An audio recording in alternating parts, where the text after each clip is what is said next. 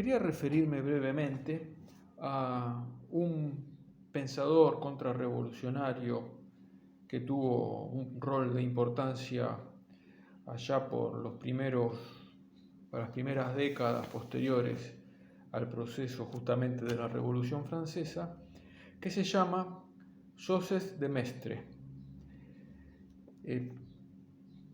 Antes de referirme a este autor, para poder contextualizarlo, debemos señalar un poquito algunas características previas al proceso revolucionario para poder entender qué fue el proceso revolucionario, el proceso de la Revolución Francesa.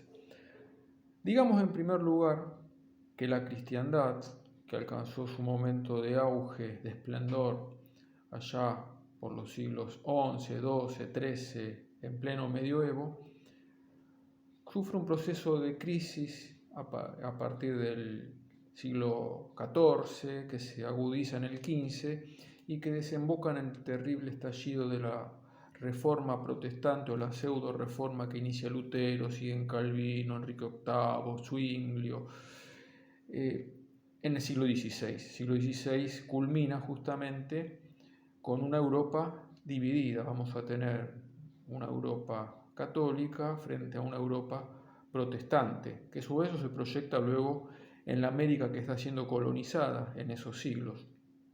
La Reforma atacó al núcleo mismo de lo que es la fe católica, atacó la misa, el centro, el sacrificio central para poder comprender el cristianismo, atacó la jerarquía eclesial fundada en el sacramento del orden, ¿no? El orden sagrado, el sacerdocio, y estableció una especie de iglesia, entre comillas, democrática, donde el fundamento era la palabra, la sola escritura, a partir del libre examen, y bueno, fue una obra realmente destructora de la religión cristiana.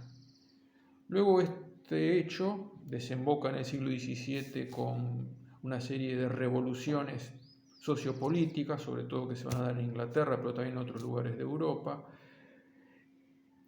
Y este proceso se profundiza en el campo intelectual en el siglo XVIII con lo que fue la Ilustración. Entonces tenemos una Europa que ha roto con sus raíces fundamentales, aunque todavía, a pesar de todo, existían elementos tradicionales sobre los que se iba ordenando la sociedad. Incluso en países protestantes como la misma Inglaterra, principio de autoridad, un principio de la familia tradicional ligada al sacramento, aunque en los países protestantes ya no es sacramento, la idea de propiedad, de continuidad, de ciertas jerarquías sociales. Todo esto va a terminar de derrumbarse, de desmoronarse a partir de la Revolución Francesa.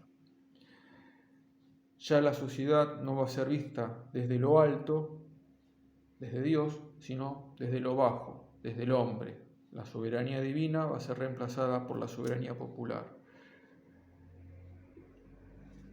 Se inicia con la Revolución Francesa y sus consecuencias lo que va a ser luego las sociedades liberales, el liberalismo en sus formas filosóficas, que luego va a repercutir en las formas políticas, económicas, que parten de una idea totalmente de ruptura del orden humano con el orden divino, que va a llevar en definitiva a romper el mismo orden natural. Cuando se desarrollan estos acontecimientos que van a traer tan graves consecuencias, cuando se inicia la Revolución Francesa, ya hay autores que ven claro hacia dónde marcha el mundo. Edmund Burke, Joseph de Maistre, Bonal, son figuras paradigmáticas. Y el autor que a nosotros nos interesa, Maistre, como todos los otros, no son simplemente autores que salen a criticar a la revolución, a condenar la revolución, sino que salen a pensar la revolución, a pensar las consecuencias de la misma y a pensar qué es lo que está pasando detrás de ese acontecimiento. Justamente, Maistre tal vez haya sido el que más reflexionó acerca de la revolución y la ve enmarcada dentro de lo que es la providencia divina. O sea, Mestre considera que las naciones, un pensamiento profundamente teológico, tienen una vocación, así como las personas tenemos una vocación, tienen una vocación. Francia tenía una vocación dentro de la cristiandad, que era una vocación magisterial, de enseñanza. ¿Qué pasó? Francia fue infiel. En lugar de propagar los buenos principios, propagó principios filosóficos erróneos y tuvo que pagar las consecuencias de esa mala filosofía que difundió. El haber sido infiel a su vocación le acarrió el castigo de la revolución. Y luego a su vez la revolución cometió terribles pecados, sobre todo el regicidio, no solamente derribar la autoridad, sino darle muerte, Luis XVI, María Antonieta, y ese terrible pecado, esa sangre, se pagó también a través de más sangre, de guerras. Los mismos que iniciaron la revolución luego fueron víctimas de la revolución. Dice Mestre que la revolución es un monstruo que se devora a sí mismo, y así fue. Luego Europa fue asolada por guerras tremendas, las guerras napoleónicas. Todo el siglo XIX después vio las consecuencias de este cambio, y en el siglo XX se dieron las dos tremendas guerras mundiales, la revolución comunista. O sea que de aquella crisis, de aquella ruptura del mundo a finales del siglo XVIII, derivaron consecuencias tremendas, y que el mismo Mestre lo vio, lo anticipó.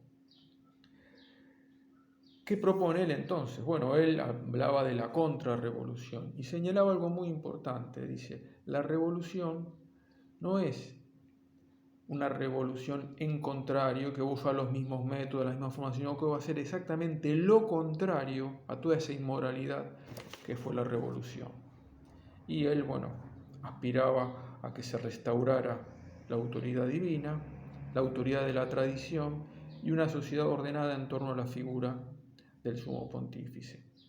Estos son algunos de los principios que Mestre propuso, intuyó, aspiraba a que se volviera a ellos, ¿no?, los sanos principios.